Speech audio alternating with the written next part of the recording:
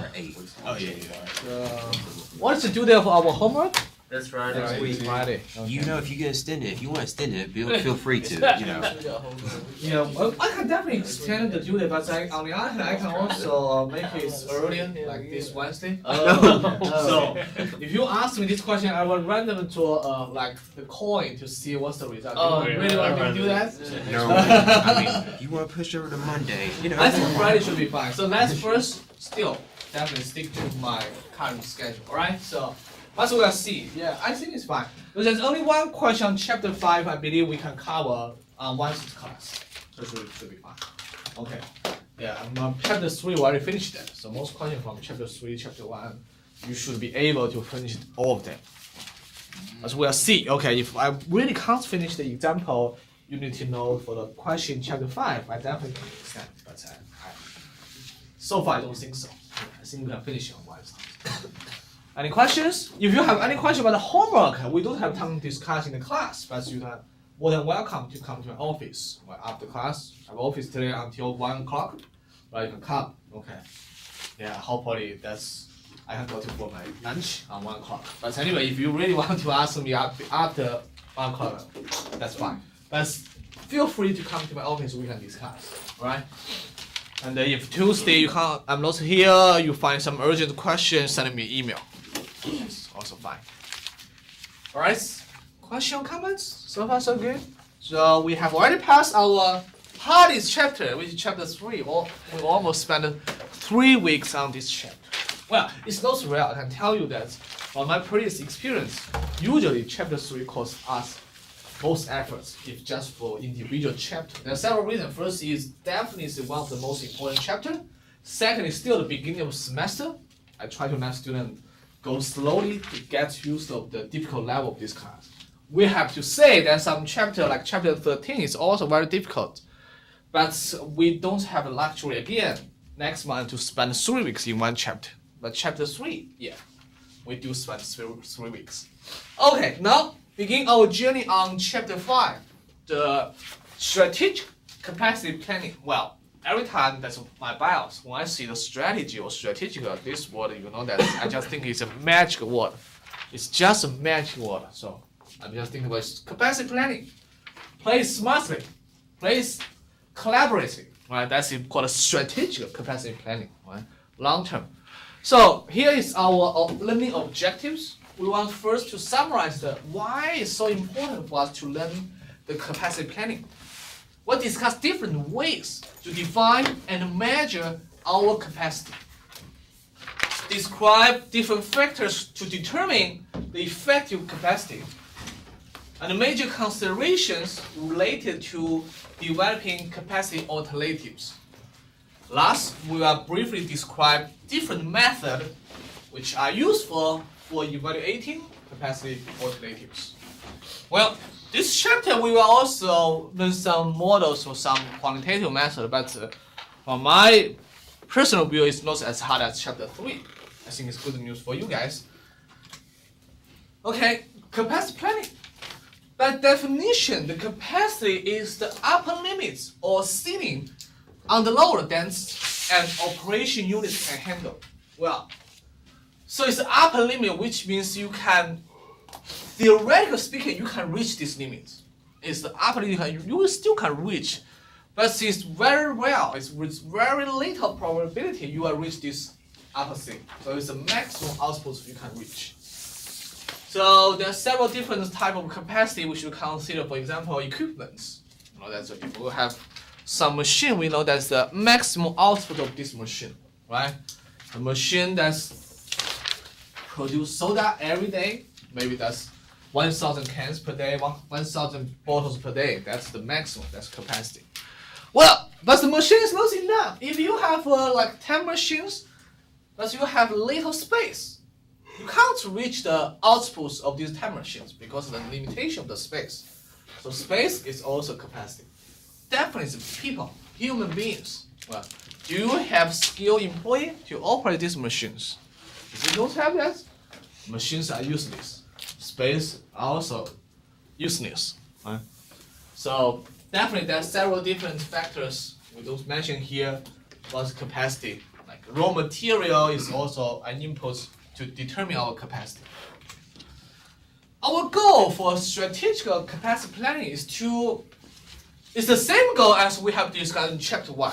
That's all the goals in this textbook or in operation management. We have the same goal. If you still remember, is the balance between what and what? Chapter 1, balance between supply and demand. If you remember, that is our first, we have a discussion. Chapter 1, we say, okay, what you prefer, if a supply greater than demand or supply less than demand, because we know that almost for sure you can't reach the equality, right? Because if you reach the equality, then you are easily to become millionaire or billionaire. If you reach that every period, every single day. So, but our goal, no matter it's forecasting or capacity, the same. We want to match between supply and demand. But here you can see here, the key point here is that long term. It's the long-term supply capability with long-term demand. Why for capacity we should consider long-term? For capacity planning we should consider long-term. We should think about why it's not short-term or mid-term. Why it's long-term? Why? Because capacity is the maximum of the limits that you have, so you wanna have it as long as you can, I guess. What you say is correct. Definitely, you want to have the stable capacity as long as you can. But why you want to go deeper? Why you want the capacity pretty stable? Which means, okay, you don't want to change the capacity every day or every week. You want to have a pretty stable capacity. Why? So you could buy in bulk, save more money. What? Yeah. So you could buy in bulk, save more money, like Save money. That's right. Why is expensive? If you change frequency, why is it expensive? If you change very frequency, it's pretty expensive. Costs. What's the type of cost? If you change your capacity. Huh? Manufacturing. We have last slide we have discussed different type of capacity, right? Machine, space, employee. Any of them. I think first let's talk about machine. If you want to change machine, how many machine you have every week, even every month, it's a very expensive decision, right? You have to buy a machine or maybe trade off a machine, whatever you want to do. That's very expensive. Similar space, right? You already have the utility. You want to change the space of Walmart every week? It must be crazy, right? So it's very expensive. Employer, well, some companies do that, right? Temporary worker, okay, I don't need to come to work next week. But for permanent worker, especially employer, a skilled employer, it's very expensive. You lay off or hire anyone, it's very expensive. So all the factors related to your capacity are very expensive to change. But that's the reason, once we determine your capacity, we want to hold at least in that range as long as possible. Definitely, with our machine people, we can also have some flexibility. We'll discuss, right? So whether you run 24 hours or 18 hours or 8 hours, that give you flexibility. But still, if you want to change dramatically, it's a big investment. So we don't want to do that. That's the reason when you do the capacity planning, we want to consider long-term supply and long-term demand. Very good discussion. My next question is that, how do you know the long-term demand? Forecasting. Yeah. I'm waiting for that for a long time. So you guys know why we spent 3 weeks on forecasting, right?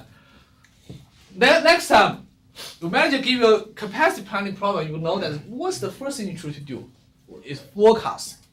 That's and it knows the short horizon. We have discussed here. In forecasting, we would use the shorter horizon. That means we should next week or 2 weeks later forecast is more accurate. Unfortunately, here's the example. In some situation, we can't use the short-term horizon forecast because we know it's useless. You tell me a perfect forecast for next week. I can't buy a machine today. Okay, I can't hire the people today. There's no way we can do that. We have to use long-term demand forecast. This is very important. So that's we have discussed.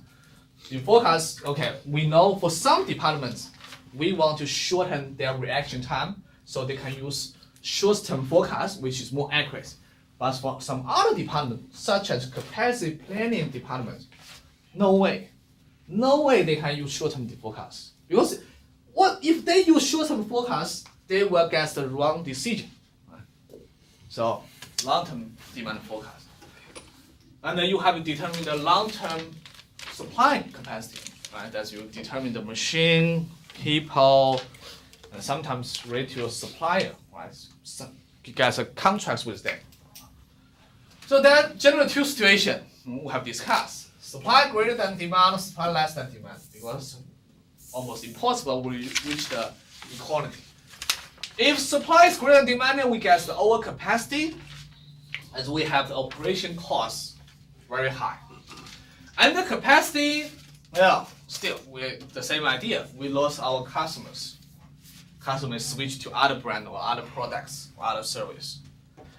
And so that's our goal, is try to reach this equality as close as possible, which we know is very hard.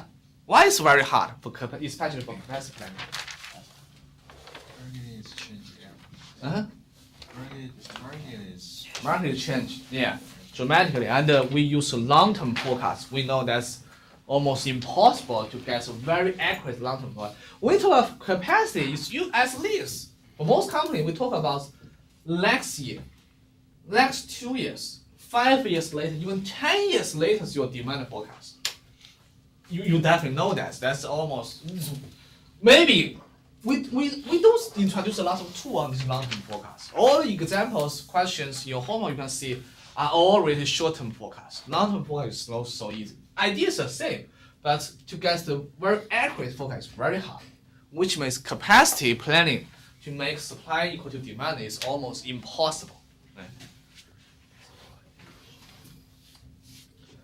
But still, we want to try to get as close as possible.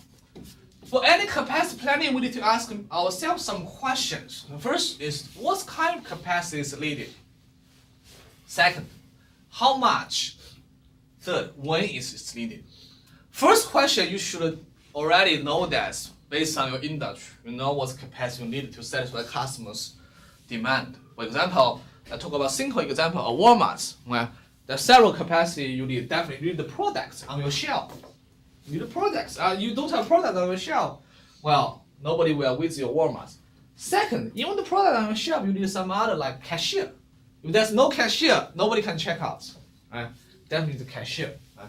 Sometimes related to other things. For example, the product is already in your warehouse, but nobody puts it on the shelf. You need some people to handle that. Right? So there are several factors you need to think about what kind of capacity is needed. Second, how much? This is majorly answered by your demand forecast. If you have the demand, you know, corresponding how much you need. You type some ratio. For example, if you want to make the forecast or the capacity, okay, how many cashier we should have in Walmart? First, you get the demand forecast, right? You have the demand forecast. So for long term, next year, the average every day, like say 10,000 units, will sell in Walmart per day. And then, next question is, how many cashier you need? Who can tell me? If I can tell you, okay, next year, every day, average speaking, about 10,000 units sell in Walmart. Can you tell me how many cashier I should have every day? How many? Cashier. No, how many items can a cashier check out? Yeah, that's great. So it's efficiency of employee, right?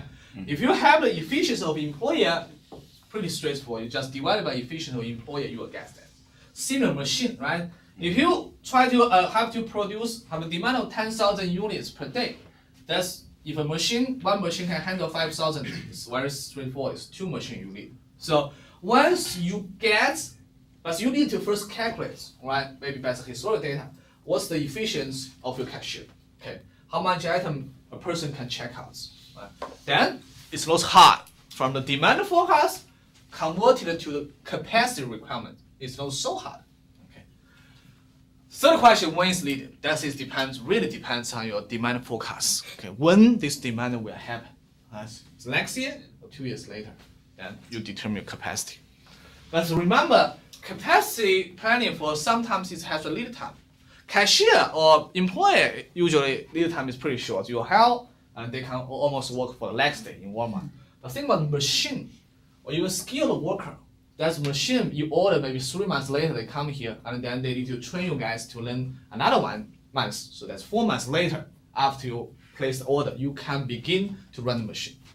Employer, some skill work is the same. You have a person, no matter what degree he or she has, you still have the training program. Maybe 1 month later, he or she can really begin the job. So, which you have to prepare before demand happen. All right. Some related questions. That's okay. The cost, potential benefits. What is sustainable? What strategy? Do you want to change the capacity at one time or through several smaller changes? We'll discuss that. Supply chain. Because nowadays, usually if we are in the position of manufacturing, it's not just ourselves to take the risk to increase or decrease our capacity. Usually, we work with our supplier to make sure we can satisfy the demand change in the future. For example, if you increase your space, buy a new machine, have another 100 employees, then your supplier, they didn't know that. Next year, say, I need to double my orders. They say, oh, sorry, my raw material is not enough for you. Then you have big trouble, right? So that's why nowadays you have to work with your supplier in the supply chain system to handle the change. It's very strategic, which means you have to think smartly for long term. Think about the impacts for capacity decision on organization to meet the future demand. It definitely affects operation costs. It's often involve long-term commitment to resource related to a competitiveness and become more important and complex due to the globalization. So this, I want to ask you guys, why the capacity decision become more important and complex? First, let's ask a separate question. Why is more important due to the globalization? Why? Before the globalization, why is less important than now for capacity design? Because your demands increase. The globalization and everything's become flatter. It's more like going along with your supply chain and what it can handle. There's a bigger time gap between it and the amount of time it takes to get materials as well as the cost to get it, and then making sure the consumer gets it at the right time. I think, Jack, what you mentioned definitely is related to important, but it's more related to complex. You have mentioned lots of things. That's my second question, but yeah, we can combine these two questions. So you mentioned the supply chain, globalization, flatter, you have to react fast. It's all these factors make our capacity planning complex than before if we just focus on local markets.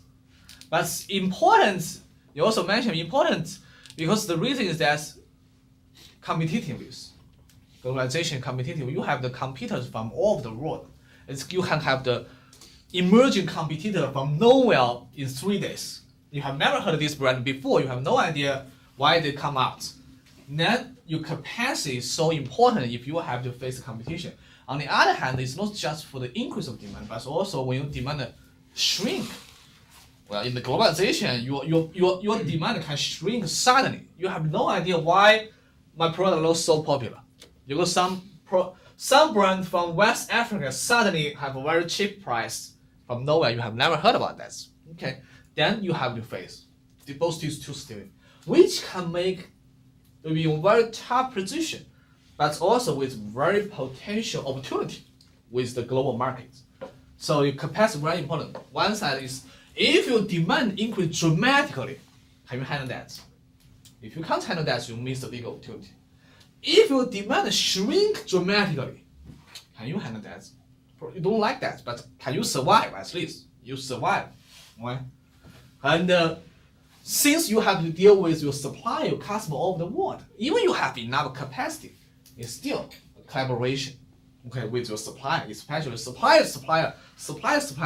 like iPhone 6 Plus, 6S. They will go to markets on which dates? Nobody knows. Second, Huh? 22nd or 25th, something like that. I remember it's 18. Maybe I'm wrong. Yeah, but you are close. Just but next week, right? So they will go to market next week. So one iPhone, they have components from 17 to 20 countries, depends on which type of iPhone. They have components from dozens, about 20 countries components. You know that for Apple, it's really important for them to handle their supply chain, handle the capacity very well.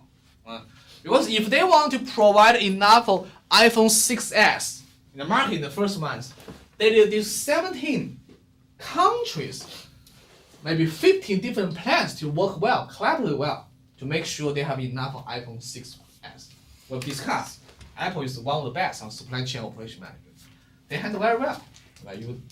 It's very rare to see any problem on their capacity, right? But it's very complex.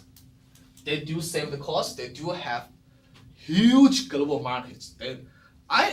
Apple's market share in China increased about 20% in the last year. Wow. Tim Cook is so happy about that. In Asia, it's the same idea. They increase dramatically globally. It's not just the US market. US market is a fundamental market for Apple, but they enjoy this global market. But without the capacity, you think about nowadays, traditional like iPhone first or second version, they first go to market in US, then Europe, then different countries. It makes them easy, right? So you go to US first, satisfy customer here, then you know the demand pattern, and then second Europe, then Asia, you know the pattern. But now, because every customer in the world want to get the iPhone in the first time, they say, why we have to wait? US customer already got in 1 month. Why need to wait 1 month? So now you can see they go to the market almost in the same day or almost in the same week. Every market is open for you to purchase iPhone 6s. That makes them capacity really high. You have to handle that globally. So it's very important to handle the globalization. You have to plan in advance because it's so expensive with financial resources and other resources.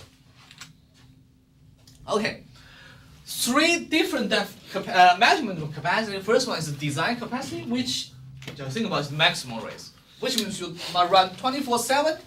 That is your design capacity. Okay, theoretically you can reach this capacity. Okay, and the next one is effective capacity. It's the design capacity minus allowance, such as you have the personal rest time, machine maintenance, and the scrap. Actual output, which is depends on your demand, right? So what is your actual output have? You cannot exceed the effective capacity.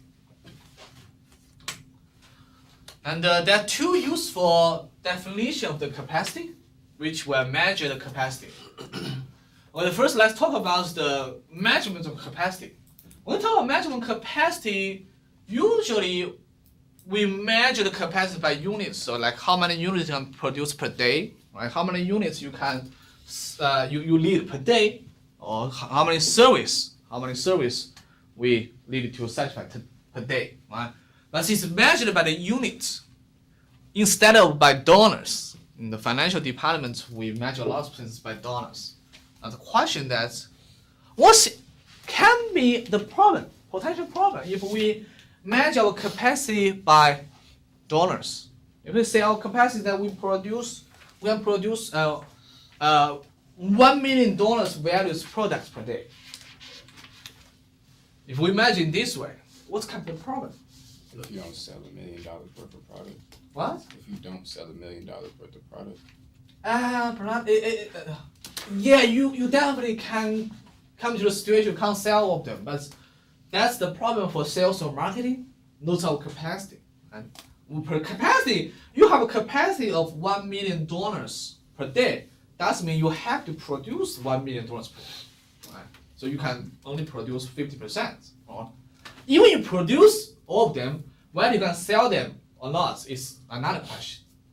Question is for the management, why we always measure is not 1,000 units of product, it's not $1 million value of the product. Price changes or the value of the dollar changes. Yeah, very good. Aaron said, price is one thing. The most important is the fluctuation of currency. right? If especially given the globalization, you think about the Apple. If they want to say, okay, well, what's the value I can produce for iPhone 6s? They will change the value almost every day. And also, even they produce still 1,000 iPhone 6s every day. It depends on which market you sell. The price is changing. The fluctuation between euros and dollars changing every day. Then how can you say, okay, what's the value of dollars? It depends on which market you sell finally, right? So that's the reason. For when we talk about dollars, it's not the sole objective measurement. Well, if 20 years ago, if you just focus on domestic market, is fine. Because all the material, all your salary, income are measured by dollars. It's fine, right? But for nowadays, for most companies, it's globalization. So we have to measure in a more objective measurements, which is the units. So just pay attention to here, right? We don't like the fluctuation of currency. Okay, so design capacity is the ratio.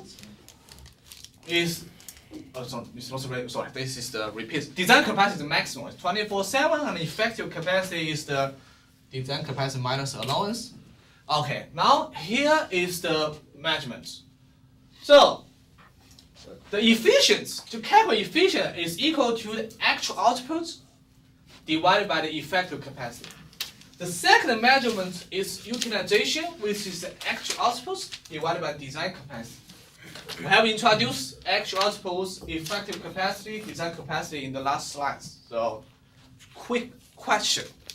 Any relationship between these three? Which is the largest one? Which is the smallest one? Actual, effective, and design. Which is the largest? Design? Yeah, correct. Design is maximum, which means 24/7 you run, you can reach. Which is the smallest number? Which has the smallest value? Actual or effective? Actual. Yeah, actual, they have a condition here that actual cannot exceed the effective capacity. Okay, with this relationship, we know that both efficiency and utilization is a percentage number between 0 and 100%, because the numerator is always less or equal to the denominator. Okay.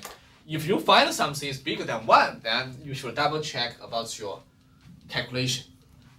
So both efficiency and utilization is between 0 and 1.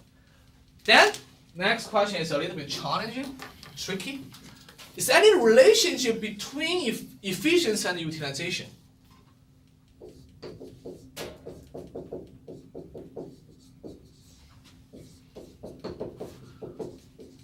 We already have the relationship, right? Actual is the smallest and design is the largest.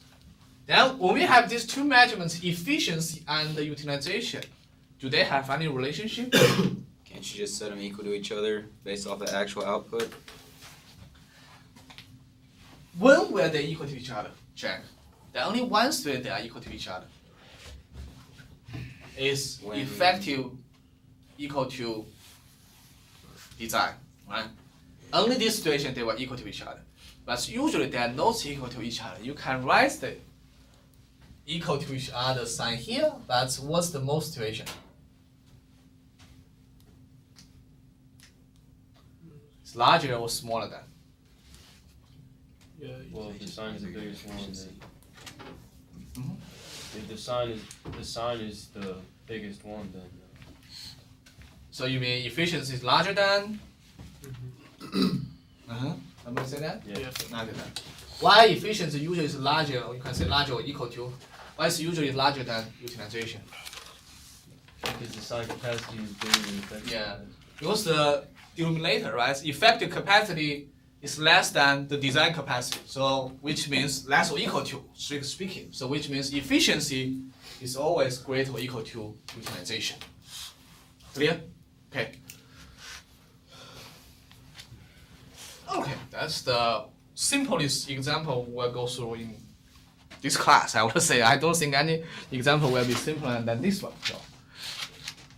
So we have a design capacity of 50 trucks per day for this facility.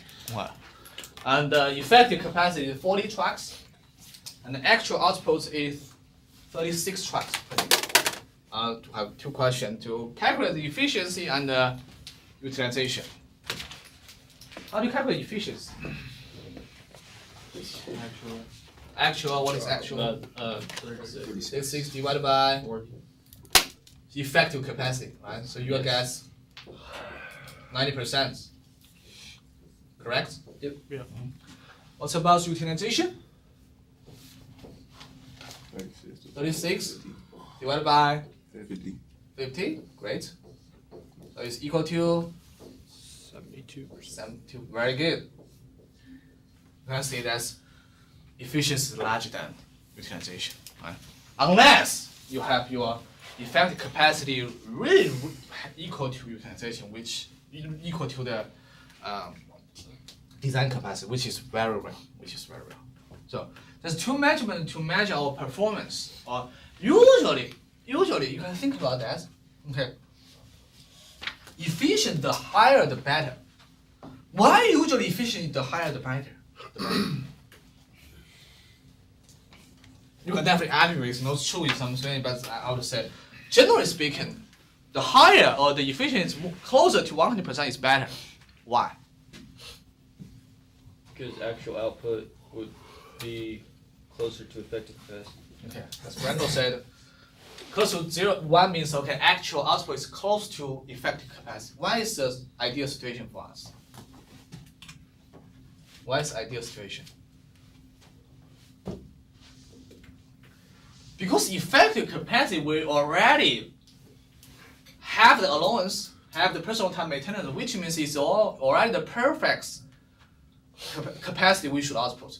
Usually our actual is less than because we don't need that, or sometimes our demand is less rate or fluctuation. So when our demand is stable, and ideally we should reach this effective capacity. We already have maintenance, we have personal time.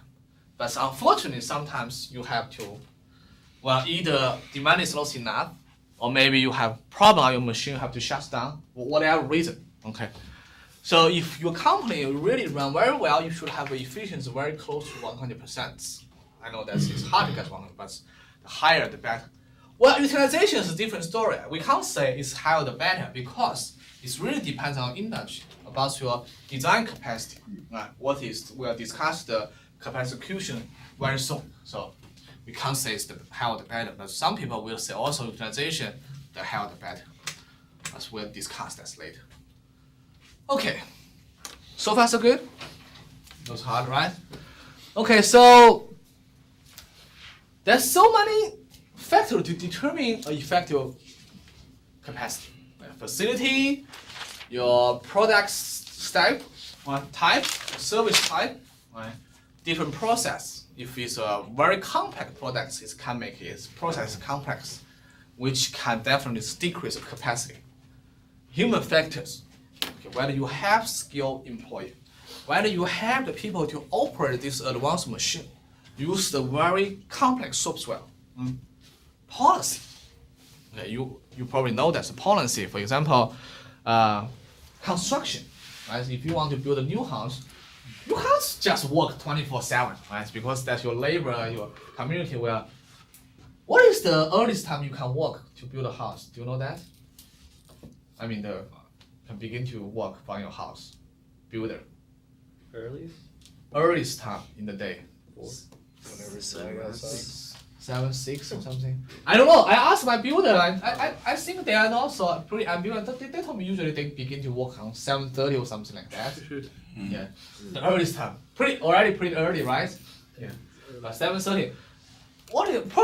I don't know. I think the policy depends on different region, maybe county or states. But here, I really rarely see any builder to still continue to work after 5 or 6. That's no way. But the policy is different, depending on different countries. For example, in China, I came back to China, I remember in 2013 when I just came back home. But after 2 days, I was wake up on 6:30 because they bang, they build like 20 floors building. So the machine is just dig hard. I asked my mom, what's happened? Like 6:30. And then I asked my elementary school classmates working in the government about this policy. He told me that the earliest time to begin to work is 6:30. I can't understand why they can allow they to begin to work on 6:30 because there are so many projects in China, so that's why they have to allow them. And they can work until 10 p.m. They can work until 10 p.m. to still make noise. So it really depends on your region's policy, which you have the same machine, you have the same employer, it have different outputs, right? So we have to take this into our thoughts. And supply chain factors we have discussed. If your supplier can't satisfy your requirements of raw material, big problem. And some other external factor, for example, you have some complaint from your community, whatever, like labor union. Any factors can affect your capacity. Okay. Before we go to the next one, I want to ask an example. Think about the capacity we need. Think about if we talk about one industry everybody is familiar with, that's the hotel industry. Right? Hotel industry. Which type of capacity for a hotel, if you run a hotel, you have to prepare to satisfy demand? What type of capacity you need to prepare? First, definitely rooms, right? Without rooms, that's you don't have hotel basically. You need to have rooms. What else? Elevators. Huh? Want to say elevators? Yeah, definitely. If you have like 10 floors of the hotel, if you don't have anywhere doesn't work, nobody wants to live about 5 floors, right? What else? Need bed and bath. Yeah, very good, right? You need that for sure, right? Towel, pillow, bath, also breakfast, right? Otherwise, it's also this point. You need like clerk, right? Different people, maintenance people. So you need a lot of things. Even in a hotel, when you design the capacity, not just a room. You have room is not enough. You need to think about all other different things you need. Room is your space to satisfy demand for your customer. Okay, I talk about another thing you are more familiar with here, school. When you have a university or college, what type of capacity you should prepare to satisfy our demand, which is students, you guys? What's your need? Land. What? The land for the The land. university. Yeah, first, fundamental. And buildings, right? On this land, different buildings, lab or administrative room or whatever, this classroom. What else we need? Housing. Housing, dorm. I believe you mentioned dorm, right? Yeah. Important. What else? What about like I was gonna say cafeteria. Yeah, very important, right? So we are going to cafeteria. I have to go. Today I didn't take the lunchbox, but so we have to go to cafeteria. So yeah, somebody don't need to have lunch, but it's not me, right? Not you guys. I see that. What else, Brandon? what about like majors and stuff? Like Majors. So you need a different departments, right? departments, yeah. So but major is how can you have different majors? How can your university provide different majors? Professors. It's not just professors, different professors will have different strengths on different fields. It's very important. When we talk about people, it's not just faculty and also staff. Very important. Okay, I really think our staff is very important. Otherwise, library and different staff, like in the gym, professor, we don't know how to run a gym, frankly speaking, right? So they are very important. Right?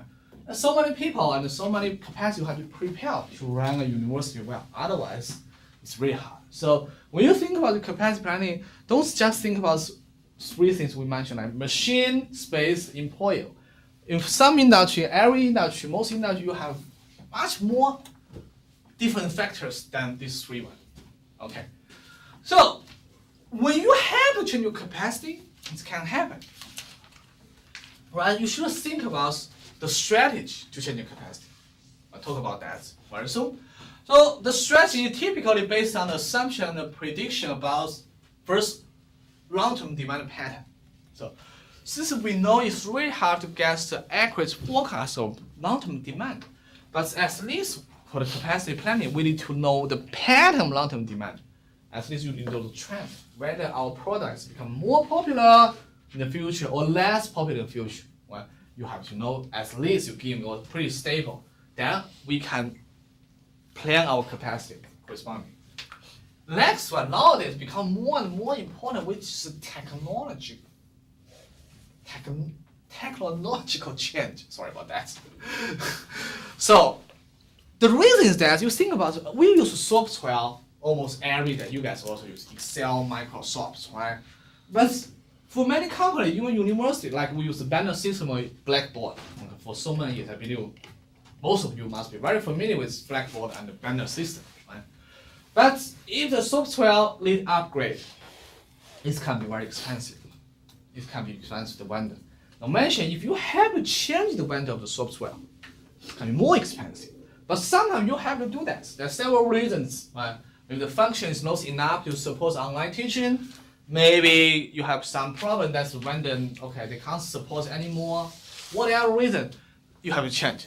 Then you don't want to invest money every year to upgrade or change the vendor because it's so expensive. It's more expensive than other people. And when you invest on some software or some very expensive machine, whatever, you should think about the technical change in the future. Why do we need to do that?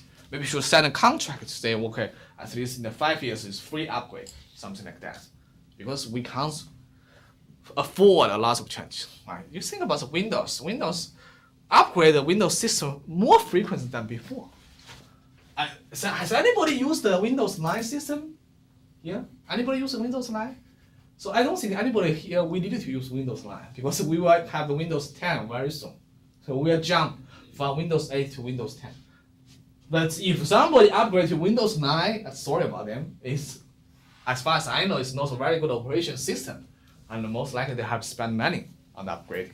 Right? So we have to think about this way. And competitor behavior. Given the globalization, even without globalization, now we face very fierce competition here now, right? So we have to think about those our position. If we have the forecast, our demand, our products will be more popular in the long term. Okay, that's just our story. If our product becomes so popular, whether it will affect our competitors' action, we have to think about it. And then they will come back to affect our demand pattern. Okay? Especially for the new markets. When you enter new markets, the first mover advantage, most likely your demand will increase dramatically year by year. But you can't just base on your forecast. You know that if your demand is larger and larger, the market become larger and larger, it will attract some other players come to your markets. And it will definitely change your demand pattern. So competitor behavior, you have to think about that. I believe many of you guys have learned economics. Do you know the game theory? Any of you have heard of game theory? Okay, yeah.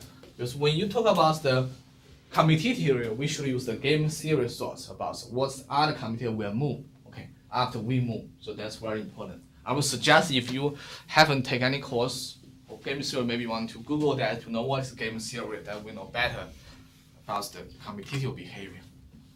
Capacity execution. Okay, we have talked about utilization here, so that's why I mentioned whether it's large or small is not a strict good or bad thing, because capacity execution.